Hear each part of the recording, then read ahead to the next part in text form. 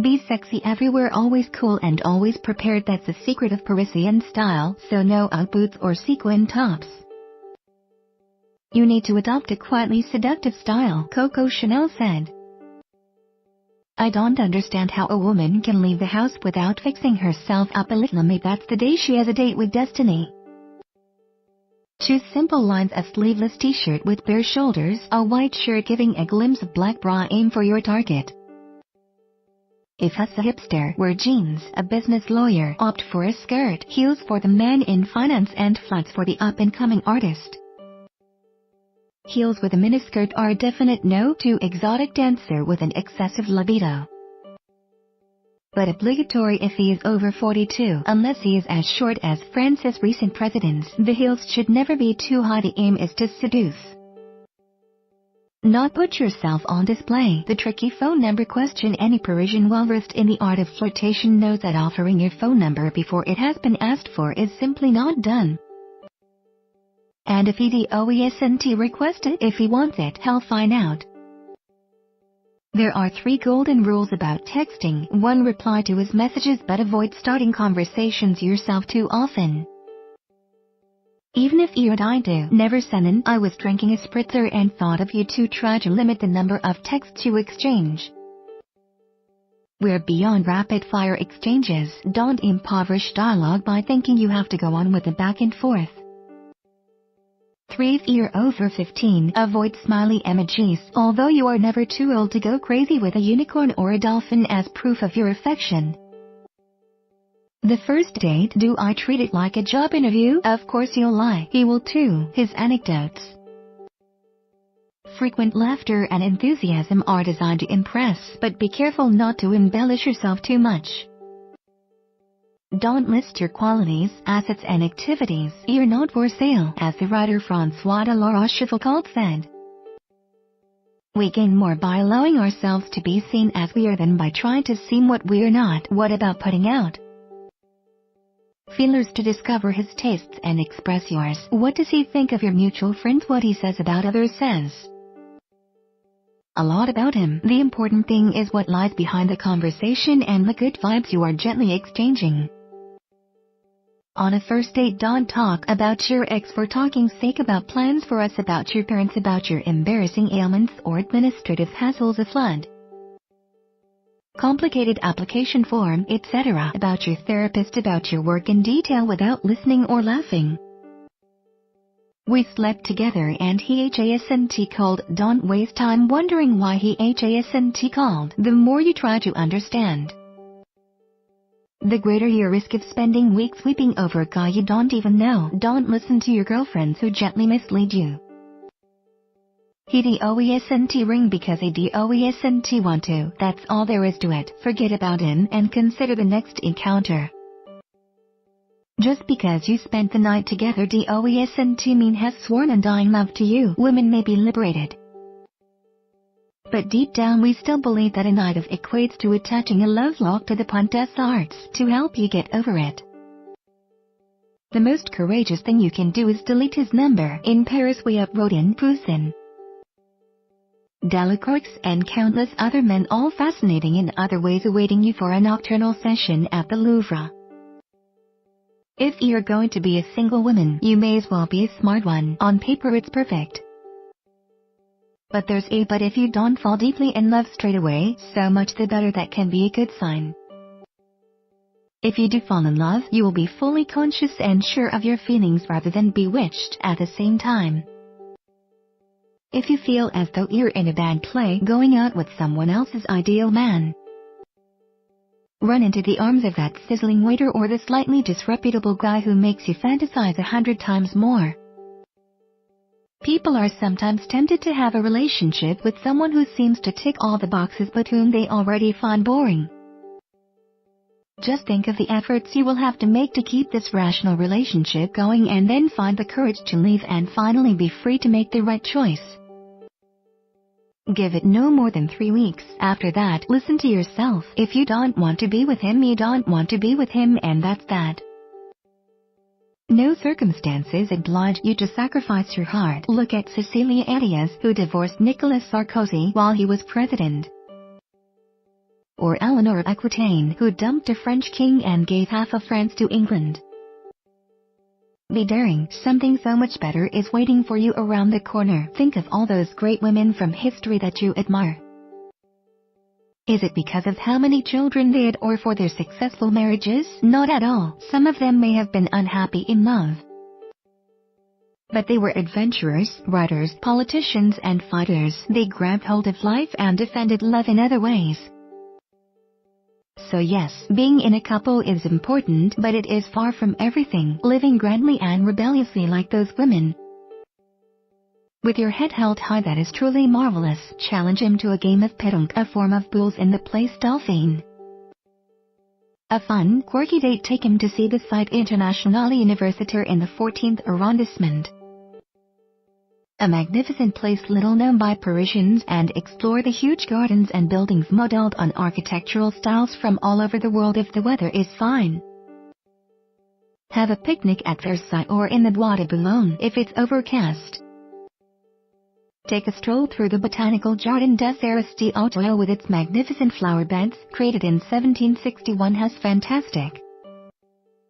But I am scared I'll lose my freedom. You are in love, and it's scary. But hold on, nobody's asking you to give up anything.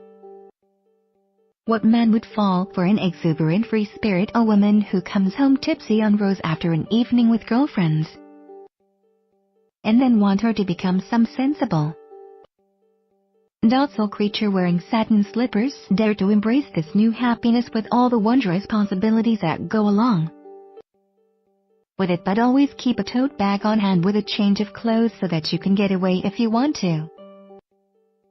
Falling in love is not like entering a convent. You do not give up seduction. You remain a woman and a man engaged in an erotic dance. I can't help it. I hate that. His a dentist. Your eyes sparkled when your ex told you. I'm a photographer, a job that is to 30-something women what a guitarist is to teenage girls, until you discovered that he specialized in school photos. Producer was promising you could really see yourself starring in his next film, but it turns out he only works in the business sector making commercials for a commuter rail corporation. A dentist? Well, maybe has responsible for George Clooney's smile. Think of those celebrity parties. You can never take the profession at face value. A lawyer can be funny just as a DJ can be boring. Don't judge the profession. Instead, take note of the approach.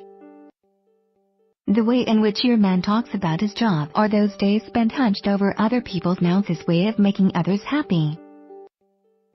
Or just of making a good living? Do you know who the partner of the first woman president of the International Monetary Fund is? No.